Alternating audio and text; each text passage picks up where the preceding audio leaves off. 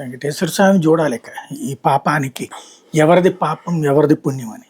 ఎందుకంటే వెంకటేశ్వర స్వామి ఎదురుగుండా ఒక తప్పు చేస్తే త్వరగా శిక్ష పడుతుందని ఎవరైనా అనుకుంటారు. తప్పు 5 సంవత్సరాల పాటు 60 లక్షల లడ్డూలు భక్తులందరూ తినదంతా కల్తీనే.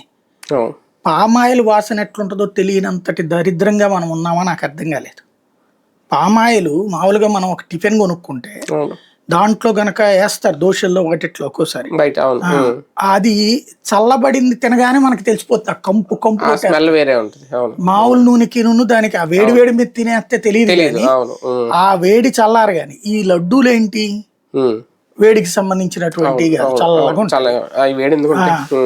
దాంట్లో ఆ పామాయిల్ వేస్తే ఒకటి తెలిసిపోతుంది. రెండోది ఆ లడ్డు నిలబడదు, అసలు నిల్వ కూడా ఉండదు అనుకుంటా.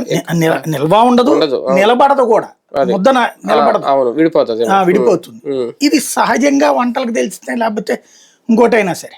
ఇంకోటి ఏంటంటే ప్రాణం పోయినా సరే కల్తీని ఒప్పుకోరు అక్కడ ఆ లడ్డూలు చేసే బ్రాహ్మణ.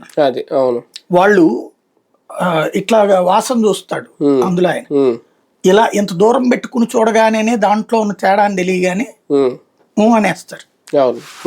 అలా తీసి బూందీలోకి కలిపినటువంటి లడ్డూలు పారబోసిన సందర్భాలు అనేకం.